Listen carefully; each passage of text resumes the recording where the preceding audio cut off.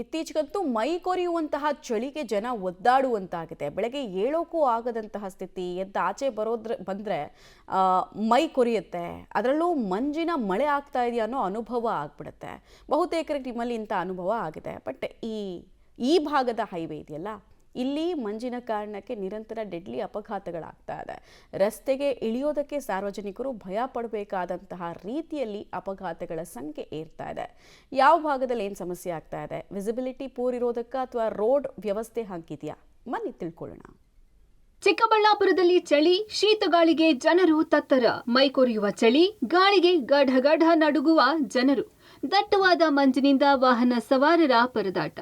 ಹೌದು, ವಾತಾವರಣದ ವೈಪರೀತ್ಯದಿಂದ ಎಲ್ಲೆಲ್ಲೂ ಚಳಿ ಗಾಳಿಗೆ ಜನ ತತ್ತರಿಸಿ ಹೋಗಿದ್ದಾರೆ. ಚಿಕ್ಕಬಳ್ಳಾಪುರ ನಗರದಲ್ಲಿ ಇಂದು ಬೆಳಗಿನ ಜಾವ 10 ಗಂಟೆವರೆಗೂ ಕೊರೆಯುವ ಚಳಿ ಗಾಳಿ, ಶೀತಗಾಳಿಯದ್ದೇ ಅಬ್ಬರ.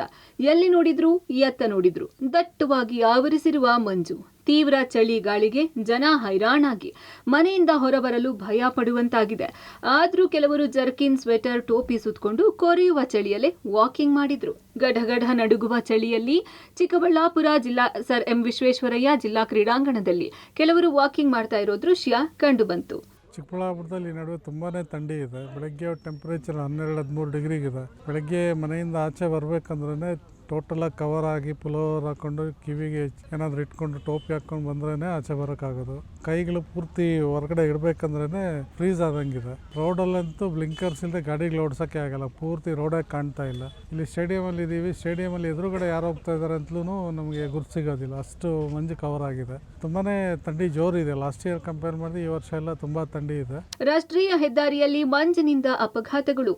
ಇತ ಚಿಕ್ಕಬಳ್ಳಾಪುರ ನಗರಕ್ಕೆ ಹೊಂದಿಕೊಂಡಿರುವ ರಾಷ್ಟ್ರೀಯ ಹೆದ್ದಾರಿ 44ರ ಬೈಪಾಸ್ನಲ್ಲಿಯೂ ಸಹ ದಟ್ಟವಾದ ಮಂಜು ಕವಿದಿತ್ತು.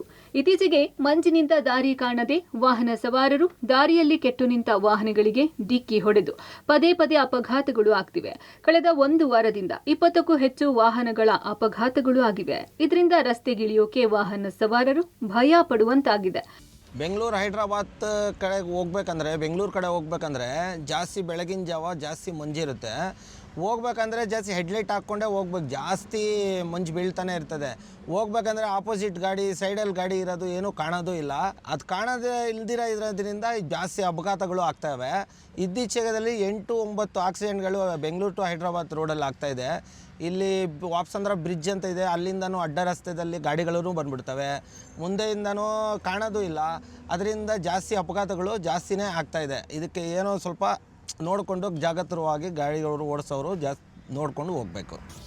ಒಟ್ನಲ್ಲಿ ಚಳಿಗಾಲದ ನಡುವೆ ವಾತಾವರಣದಲ್ಲಿ ಭಾರೀ ಏರುಪೇರು ಆಗಿದ್ದು, ಕೊರೆಯುವ ಚಳಿ ಗಾಳಿ, ದಟ್ಟವಾದ ಮಂಜಿಗೆ ಜನ ಹೈರಾಣಾಗಿ ಹೋಗುವಂತಾಗಿದ್ದು, ಅದ್ಯಾವಾಗ ಜನ ಈ ಚಳಿ ಹೋಗುತ್ತೋ ಅಂತ ಗೊಣಗಿಕೊಳ್ಳುವಂತಾಗಿದೆ. ಮುದುಕೃಷ್ಣ, ಪಬ್ಲಿಕ್ ಟಿವಿ, ಚಿಕ್ಕಬಳ್ಳಾಪುರ.